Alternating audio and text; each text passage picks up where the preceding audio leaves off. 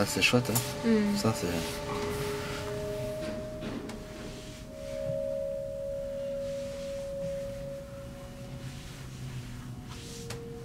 Je m'appelle Ginesti Johan, je suis classeur à la mégisserie Alric. Ça va faire bientôt 15 ans.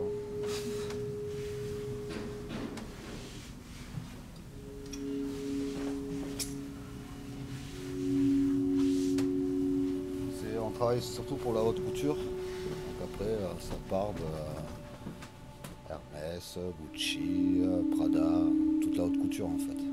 Ça va après dépendre leur collection, s'il y a beaucoup de cuir ou pas.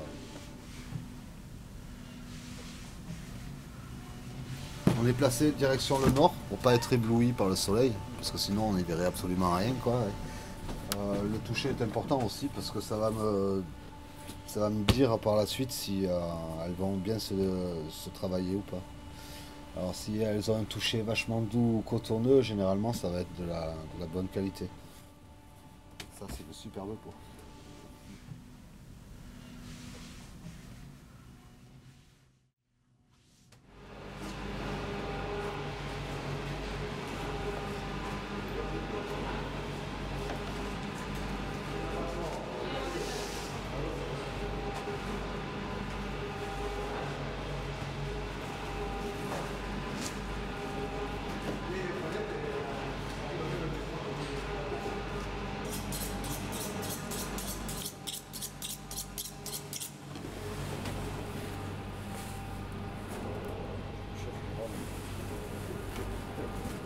Tous les morceaux qui sont gênants, qui posent problème, on enlève.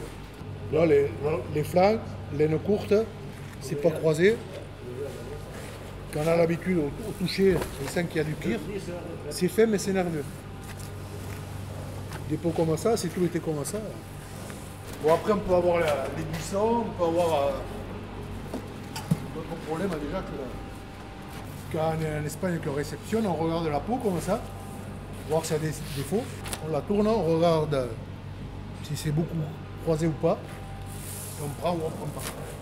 Alors, ce qui est pénible, c'est que des fois, pour prendre 10 000 pots, on arrive à en passer 15 000. On les classe, ceux qui ne vont pas, on le met de côté. Chacune, une à une. Ah ouais, une par une, on les passe. Le couteau, il est fatigué. Ce qu'ils font, c'est qu'ils produisent pour le lait ici en Aveyron. C'était devenu une catastrophe, elles étaient toutes buissonnées, et la qualité de la peau, il n'y était plus, quoi. C'est juste pour ça, je crois qu'ils ont ils ont arrêté, quoi. Les bêtes, ils les laissent grandir, et plus elles sont grandes, plus il y a de défauts, donc il n'y a pas la qualité, en fait. Il nous faut des agneaux de viande. Elles ont moins vu de près, etc., etc. Donc les défauts, ils ne remontent pas, comme s'ils étaient restés longtemps dans le trait.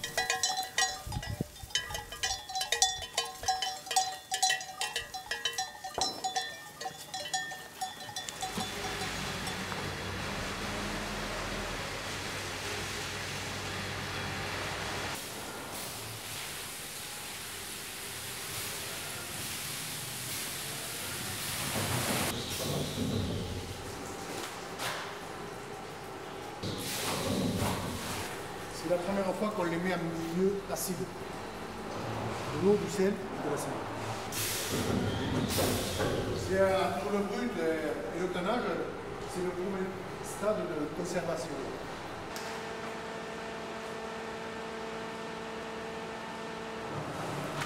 Le lacone, avant c'était super, mais les croisements, tout, on fait quoi. C'est une catastrophe. Ça, la paille, les machines pour faire l'ensilage et l'herbe. C'est un genre de broyeur, ça prend l'herbe et ça l'envoie de la remorque. Il y en a qui s'en servent pour pailler les bergeries. Alors ça tombe sur les agneaux, les brebis, ça se met dans la laine, ce qu'on appelle le voyageur, et ça monte dans la laine et ça fait un trou. Hein? Tout ça parce que c'est pas les mêmes pailles qu'avant, le gain de temps et tout. Et vous avez arrêté à quel moment d'utiliser les lacones? 20 ans. Ça fait un moment. Hein. Trop de défauts, trop de...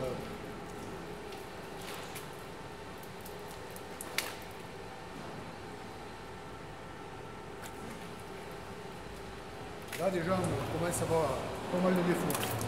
C'est un croisement qui fait qu'on se retrouve avec cette partie de la ville. Il y a des races qui sont de berrichons comme ça qui l'ont systématiquement ça.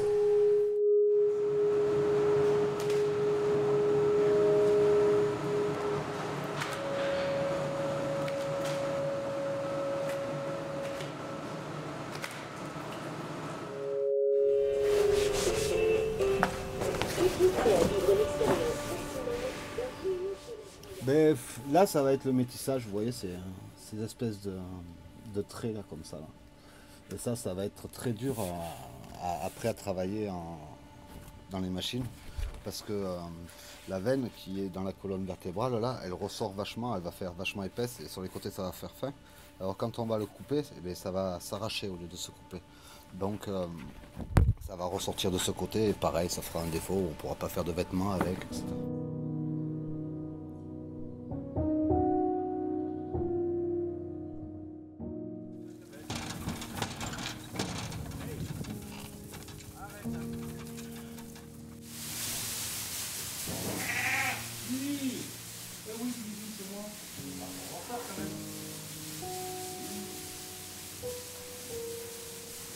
Alors l'hiver, on passe plus de temps ici presque qu'à la maison, quoi. Ouais, je l'imagine.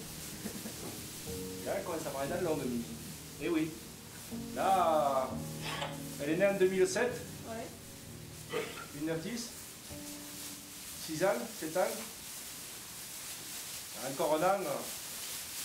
Alors qu'on dit normalement les brebis à lait, c'est presque 10 ans. D'accord. Donc, ça ne peut pas les garder 10 ans, les brebis. Alors mes brebis sont composées. Donc il y a eu de l'île de France, du berrichon, et maintenant je tourne qu'avec du lacone lait et lacone viande, enfin BMC qu'on appelle.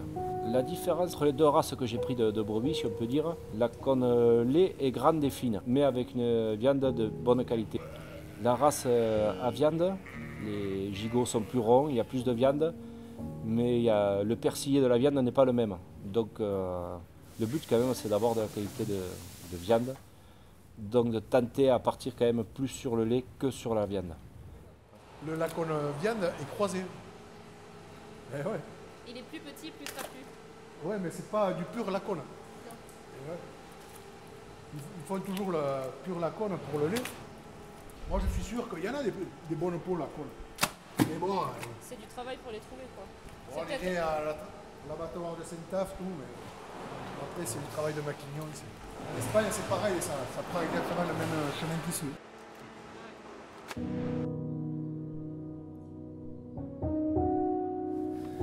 Le plus dur c'est d'avoir des brebis saines pour pas avoir justement aucun traitement à faire, ça aucun c'est utopique, mais le moins possible.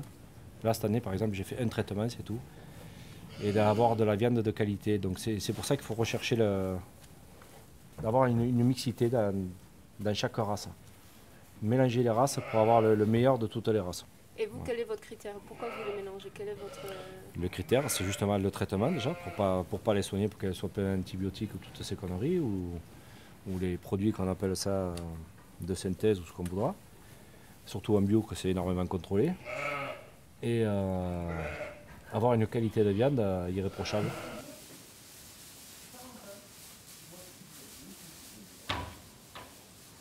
Ça aussi, là, quand on sent la laine de la brebis, on met le nez dans la laine. Cette odeur que tu as du suie, tu l'as dans la viande. Ouais. Et ça fait super.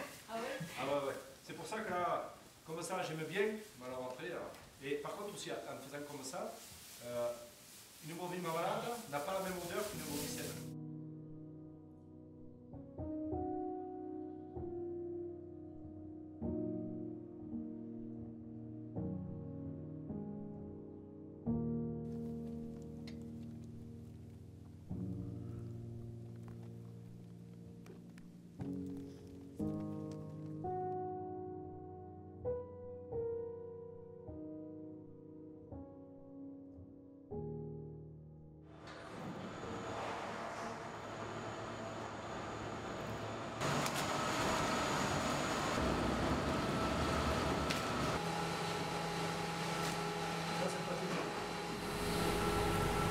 Un peu creuse, un peu... Vous allez voir comment ça va faire. ça va venir tout noir.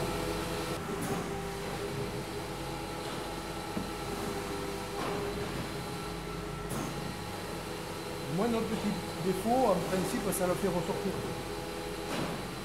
Ça, c'est un défaut de l'abattoir. Et c'est pétilleux, ouais. C'est souvent avec la machine, il y a trop de pression et ça éclate la peau. Alors ça c'est les pétillures, ce que je vous disais tout à l'heure. C'est quand ils dépaissent les bêtes à l'abattoir. Donc ils les ouvrent à coups de couteau et après c'est accroché à une machine mais ça les tire là et ça les casse. Quoi. Non, ça s'appelle les pétillures ça. Et ça, une peau qui est comme ça là au départ, à la fin, ça fera toute la peau, comme ça. Pas aussi violent qu'ici, mais fin comme ici là. Et ça c'est impossible à atteindre quoi. Une fois qu'on va le mettre en teinture, ça se teindra jamais quoi. Ça fera toujours plein de fond et tout ça. Et donc c'est une peau qu'on ne peut quasiment pas utiliser quoi. Ça c'est vraiment une peau où nous avec les clients avec lesquels on travaille, on le vendra jamais.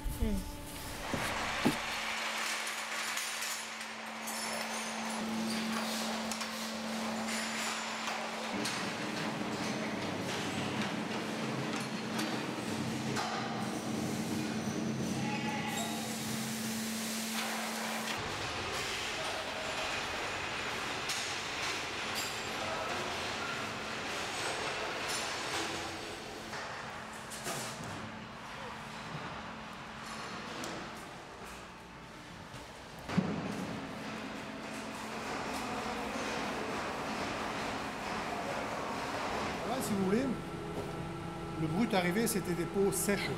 On voyait tous les défauts, les petits boutons, tout était apparent. Quoi. Alors que sur le salé, la petite gale, un peu de ride, ça, il y a beaucoup de choses qu'on n'arrive pas à voir. Et là, l'autre défaut, c'est quand là, c'est l'épaisseur d'un poil, quoi. C'est vraiment petit. Là, ça frise pas, c'est... Alors que là, ça frise déjà, c'est le début des problèmes. À l'époque, sur le sec, c'était intéressant parce qu'on voyait beaucoup plus de défauts. Sur le salé, là, c'est moins évident. Tu vois, le manque de sel. Donc la trace blanche là au milieu, c'est quoi? Ça a commencé à pourrir? Là, Ouais. c'est parce que ça manque de sel. Et ça fera une marque pour plus tard. Ça peut moins bien prendre l'eau, la chaux, tout. À la sortie, on le paye, quoi.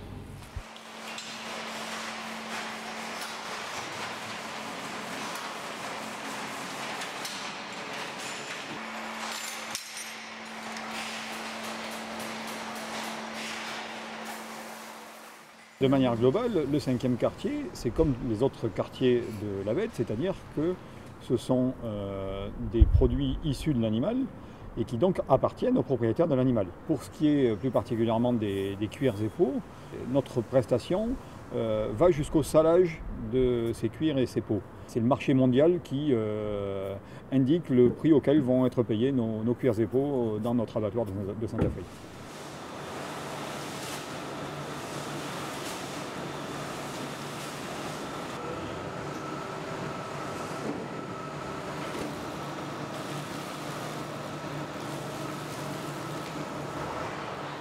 C'est l'offre et la demande qui font le prix de l'offre, mais en ce moment, à un moment on les touchait à... Ça avait bien chuté, autour de 8 € à peu près. Puis après c'est parti à la hausse, maintenant à 20 €, ça y reste. Mais bon, c'est pas évident. Hein. Là, avec l'expérience et tout, il y a toujours des trucs qu'on ne comprend pas. Quoi. La chimie, c'est un gros mystère, on va dire. Donc les premiers choix qui sont tout le temps pour les clients, les plus demandeurs, les premiers choix, on n'en a vraiment pas beaucoup. C'est assez difficile par rapport à trouver par rapport à la quantité de pots qu'on a. Quoi. Sur 10 000 pots environ, on va trouver peut-être 400 pots de bons choix, 500 pots. De très bons choix, de super choix. Et chaque pot en elle-même, elles sont uniques, quoi, puisque chaque bête est unique. Donc presque là, c'est pas presque, c'est la... Moi, il faut que j'arrive à jouer avec le défaut, que je sois capable d'une peau, même si elle a des défauts dessus, de me dire oui, ça va être un premier choix. parce que les coupeurs derrière, qu'ils soient capables de faire un blouson, un sac dedans, qu'ils aient des panneaux suffisamment grands. Et on est obligé de faire avec les défauts puisque les pots en ont toutes.